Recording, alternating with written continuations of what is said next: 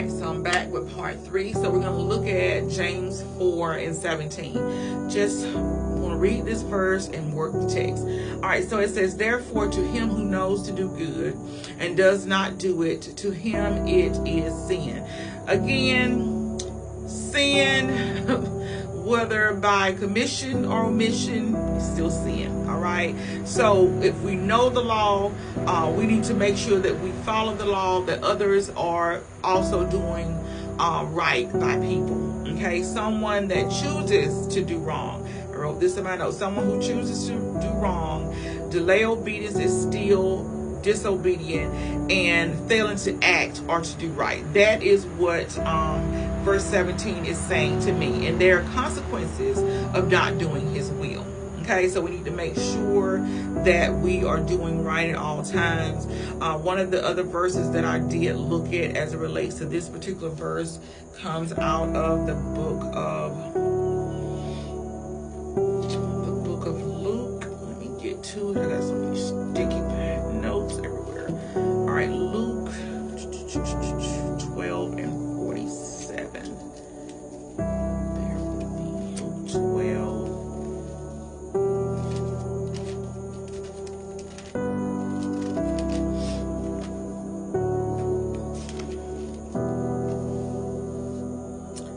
and 47. Okay, Luke 12:47. It says, and that servant who knew his master's will, okay, and did not prepare himself or do according to his will, shall be beaten with many stripes.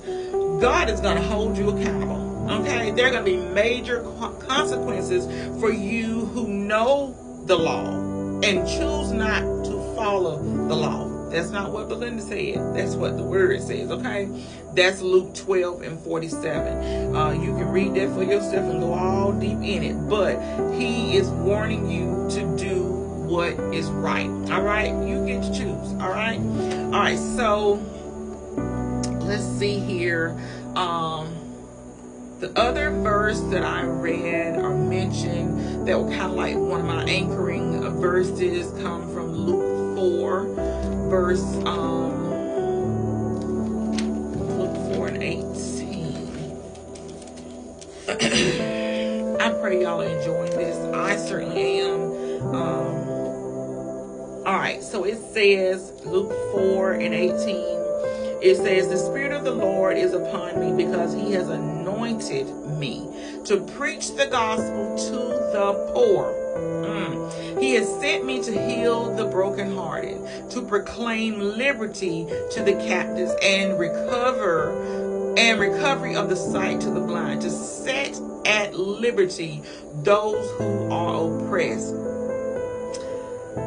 That'll preach right there, y'all. Let me tell you, if nothing else, this is telling us what Jesus' mission was, and that was to come and set those that have been oppressed free. Okay, if we say that we're believers, if we say that we're children of God, then that is what we're supposed to do. And I'm going to read it one more time. If you say the Spirit of the Lord is upon me, okay, because he has anointed me to preach the gospel to the poor. He has sent me to heal the brokenhearted, to proclaim liberty to the captives and recovery of sight to the blind, to set at liberty those who are oppressed. Preach and teach the gospel, y'all. Okay, help those that are spiritually blind to be able to see, those that have fetters on their feet, whatever that may be, chains that are bound, help them to be free from the sins of this world. Okay, and so it's to heal up those that are brokenhearted. Okay, that's deep. That's deep. That is what my God, our God, is telling us to do. Okay, that's a part of the ministry, the gospel. No matter what area of ministry you're in, at the end of the day, our job is to be ambassadors for Christ, to help those that have sin-sick souls, okay? And so that is just pretty much working the text. Let's see if I can find this other one.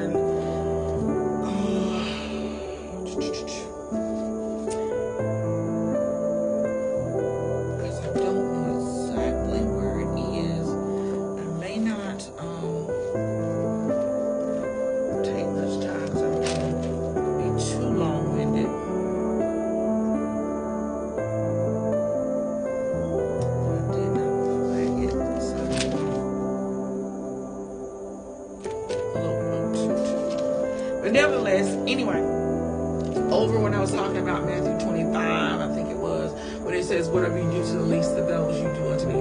Again, we were called here to serve, okay? Not to be served, but to serve him. And so in serving him, that means we're going to help feed the homeless, that we're going to help clothe the naked, that we're going to be the voice for the voiceless, that we're going to be advocates for the broken, that we're going to minister to other people. And in doing that, we're ministering for Christ, okay?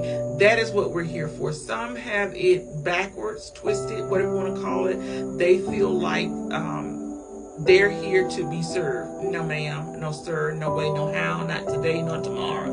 We're here to be a service to others, to serve the body of Christ. That is our job, okay? And so I want to just hit on while I have some time here.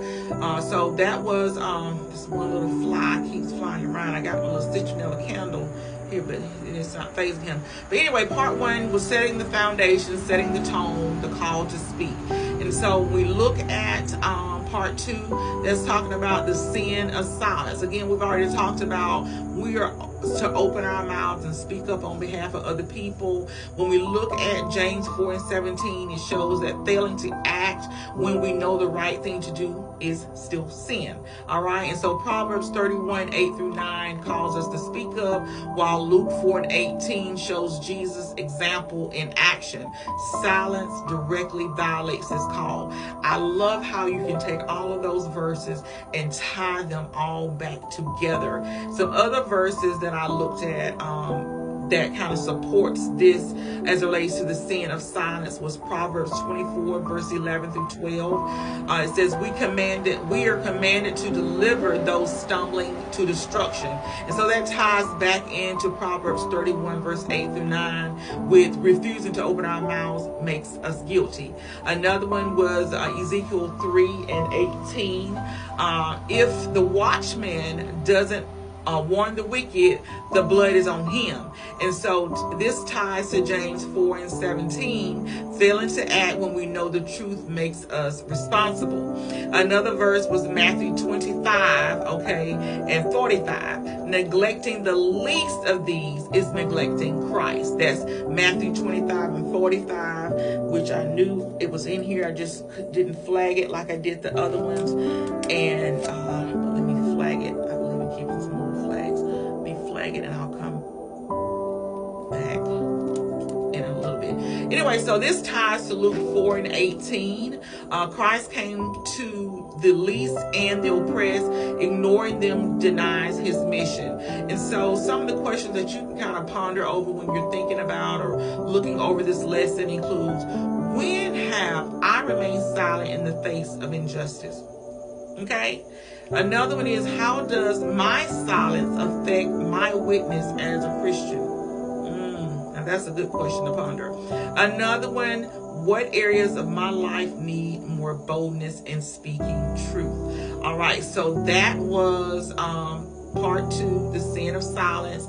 The next one that I'm going to talk about, but it'll probably be when I come back because I'm almost done. And what I'll do before this section ends is read this affirmation that I had. And it says, I'm an ambassador for Christ, clothed in his righteousness and called to speak truth. I will not be silent in the face of oppression, for I'm a defender of the weak and a vessel of his justice.